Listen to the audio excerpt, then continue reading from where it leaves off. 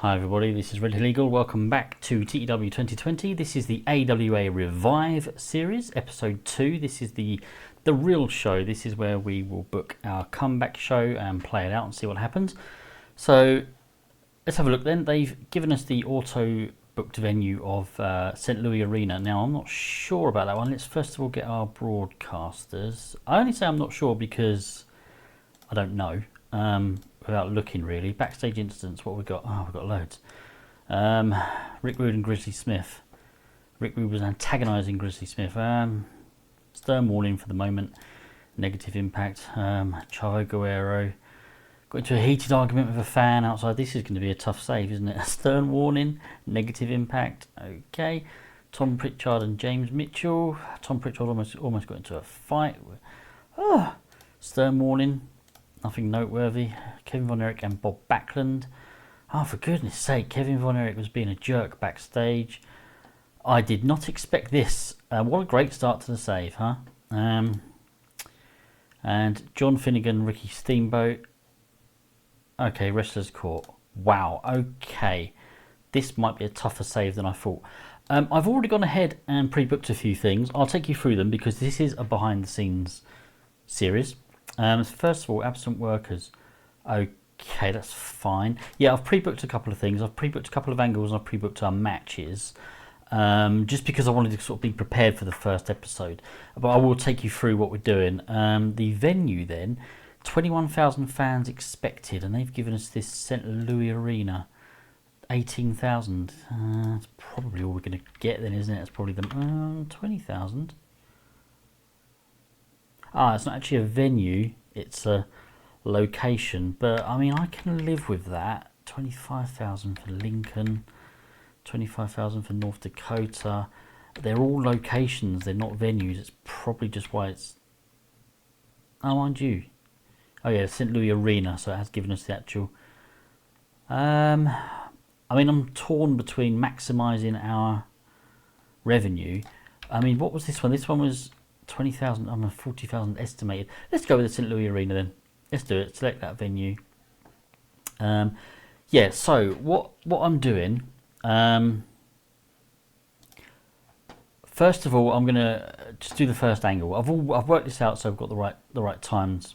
The first angle is going to be Eric Bischoff opening the show, since he's our kind of host for this series, for this company.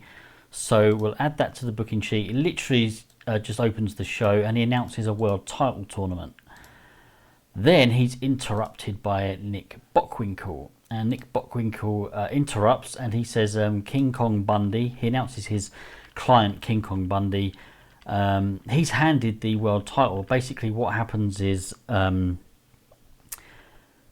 Nick Bockwinkel says, my client has been traveling the world and he holds, 40 national titles all around the world. So I am now uniting or unifying all those national titles into the AWA world title.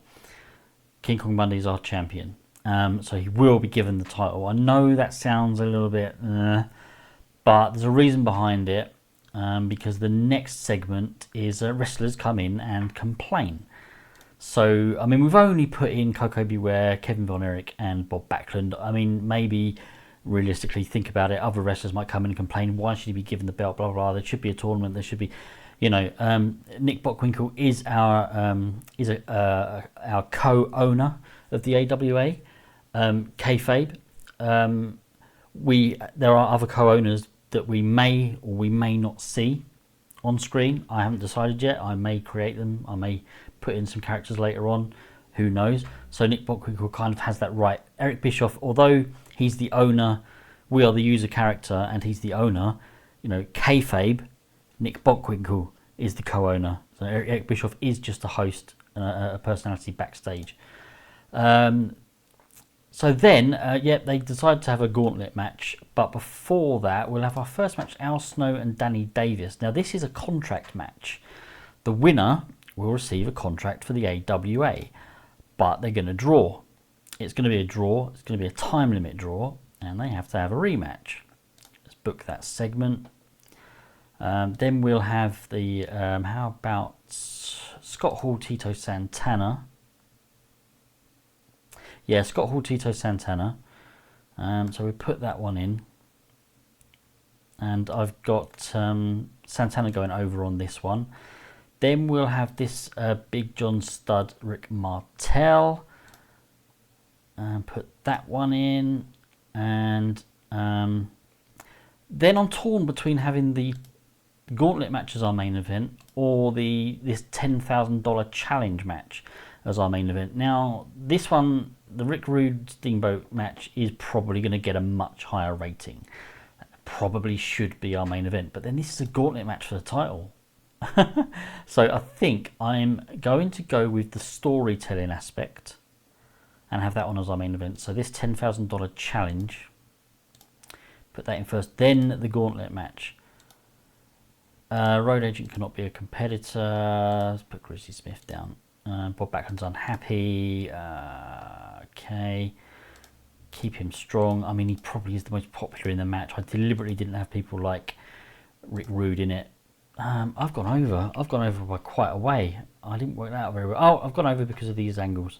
Yep, let's not panic yet then. So let's have post-match Al Snow and Danny Davis. Eric Bischoff will come down. What did I say? Al Snow, Danny Davis. Now, I should rate them on something, but they're not any of these, are they? So again, am I gaming the system here and just trying to get high ratings, or am I being realistic? I mean, realistically, they'd be rated on something, wouldn't they? Even if they were just standing there and... I mean, what's Al Snow got? Has Al Snow got anything? Not really, not in terms of like just standing there. Let's rate him on over this. I mean, it's not going to do great for the ratings, but it's realistic. He's just standing there really. Listening to Eric Bischoff. Bischoff announces there will need to be a rematch for the contract. Okay, just put that down to 4 minutes. We're kind of running out of time. I don't mind going a little bit over. I'm a little bit more relaxed than perhaps I have been in previous save games. Scott Hall, Tito Santana, we'll leave that kind of blank, but we'll have a Big John Studd and a Rick Martel interviews. So Big John Studd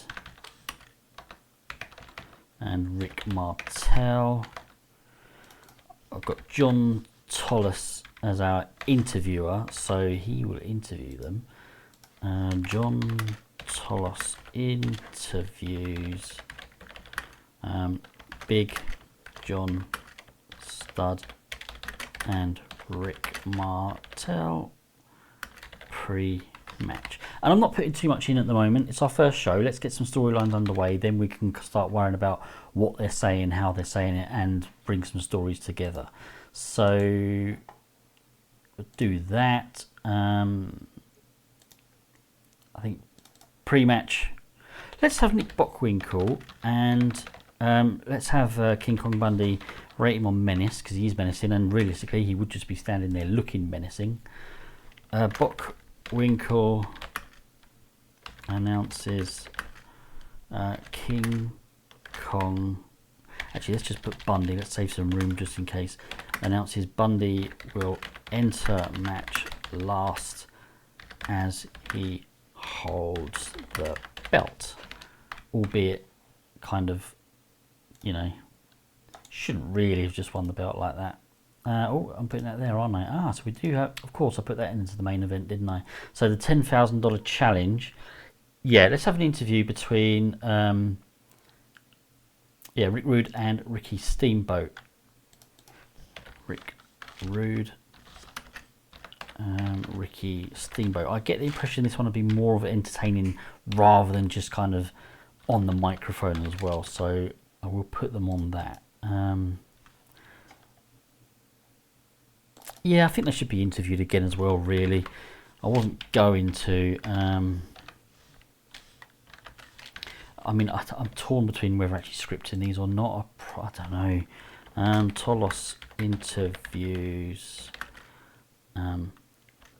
Rick Rude and Ricky Steamboat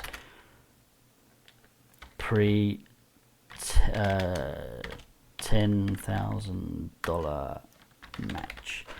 Okay, and we'll put that only to 3 minutes because I kind of wanted to slot something else in.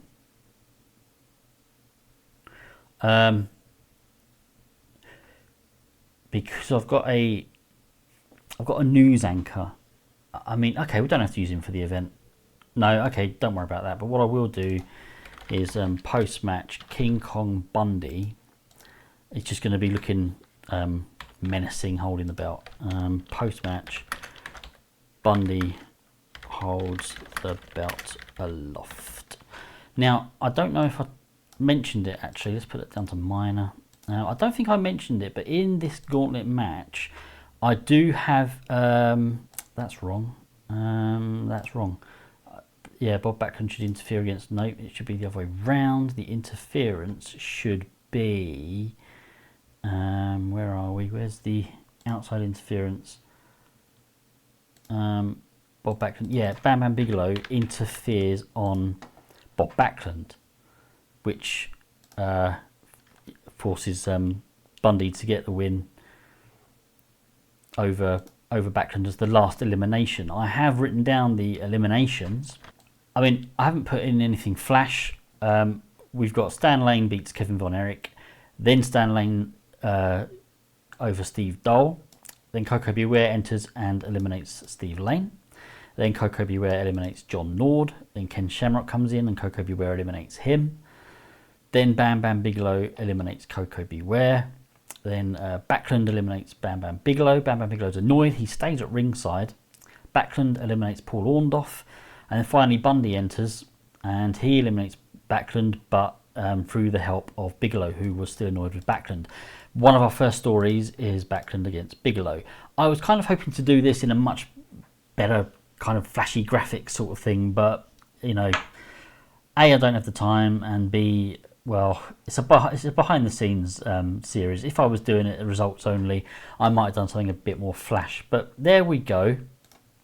There's our show. 124 minutes, so slightly over, but it's nothing to worry about. Got a couple of people being overused. Kind of maybe expected that because they're going to be our jobbers to start with, or certainly are unimportant. So let's see how we get on. I think I've got it all in the correct order. Right. Okay, so Bischoff opening the show gets a 31. Of course, we've got some gimmick changes here. Craig Johnson, very good. Eric Bischoff, great. That's good. Angle was a poor way to start. That's a shame. Then, yeah, when Nick Bockwinkel interferes with King Kong Bundy and gives King Kong Bundy the belt. Bockwinkel and King Kong Bundy both getting great. Is there any... well, yeah, King Kong Bundy, if he's booked to look dominant, which I'm sure we probably will. But a rating of 54. And then the wrestlers come out, or some of the wrestlers come out and complain that this shouldn't be the case. No one should just be given the belt. A rating of 53. And again, a few more gimmicks. Bob Backlund getting adequate. Kevin Von Erich getting poor. That's a shame. Coco Beware getting adequate as well. Okay, so the opening match, Al Snow, Danny Davis. This is the contract match. Rating of 31. It's a draw. And I'm a little bit annoyed there that I've got Al Snow with Dutch Mantel, and one's a face and one's a heel. Why did I not notice that? I'll tell you why I didn't notice that, because I decided I needed a few more heels, and I changed Al Snow to heel, and probably just forgot to change his manager. Okay, well, we'll see where we go with that. 31 anyway, and the gimmicks, great for Al Snow, adequate for Danny Davis. Oh, Dave Hebner, awful, and Dutch Mantel, very good. Okay. Bischoff comes down and announces that this will have to be a rematch to see who gets the contract. So we're going to have, we're going to have a bit of a story going on between these two. Could end up being a big mistake since they're both going to be unimportant, but maybe we can add a few more guys to it. So yeah, rating of 31. And then Scott Hall, Tito Santana, 51, getting a little bit better there. Santana getting the win in 10 minutes 30. More gimmick changes. Scott Hall adequate. Tito Santana adequate. And then Big John Studd, Rick Martel being interviewed by John Tollis. Rating of 45. Two great gimmicks and adequate for Rick Martel. That's a shame, but I mean adequate's not awful. So you know we could do something with that. He gets a boost of psychology, and Big John Studd also gets a boost to looking dominant. 45 overall there. And then the match of 50. Rick Martel beating Big John Studd in 10 minutes 10 by disqualification. Rick Rude and Ricky Steamboat interviewed by John Tollis ahead of their match. Both of their gimmicks coming out are great. And let's just have a quick look. Is there any bonuses? No. Okay. But a 59 there for that rating. And the match, 53. I'm really disappointed with that. They didn't seem to click. But I just thought these two guys, I mean, I just thought they would have produced something a bit better than that. Yeah, this save's going to be a bit more difficult than I thought, I think. Nick Bockwinkel and King Kong Bundy. Bockwinkel announcing that Bundy will come in last into the match. Bundy's already getting better at his gimmick. Rating of 66. And the main event, 47. Yeah, that's a shame. That's I mean, I knew it wouldn't do extremely well because I deliberately didn't put the top guys in because I didn't want them to get upset as to not winning. You know, with someone like King Kong Bundy winning. But okay, it is what it is. The gimmicks, Ken Shamrock got a great, Orndorff got a great, and the others are kind of just mediocre really. Any bonuses? Star quality for Ken Shamrock, dominant for Paul Orndorff. Stan Lane doesn't lose momentum as badly. Steve Dole, very marketable. And a boost of psychology. Okay, so yeah, that's not too bad. Shame about the rating. I think the overall rating is going to be, it's not going to make good reading. But the final, wow, the final angle with King Kong Bundy, just standing there looking menacing for 1 minute, gets a 71. So let's have a look then. Yeah, 48 overall, lost popularity in 3 regions. Disappointing. I mean, I could have changed a few things around. I will, you know, be looking at making some improvements. Hopefully things will get better when I start to get a little bit of a feel for the roster. I thought I turned this off for storylines just for the first show. I mean, just for the first couple of weeks I was going to turn it off just so we kind of get going. But oh well, forgotten to do that. Probably didn't help the rating. Let's make a speech. I don't normally do this, but I'll tell you what. King Kong Bundy, good example. Bob Backlund. I'm going to compliment him on a good performance. He was annoyed at not winning the match, but you know, and I can understand why. He's going to be miles more popular than Bundy. But yeah, I mean, we made him look strong, and you know, it's fine. Bam Bam Bigelow as well. Simply because I really want to push him.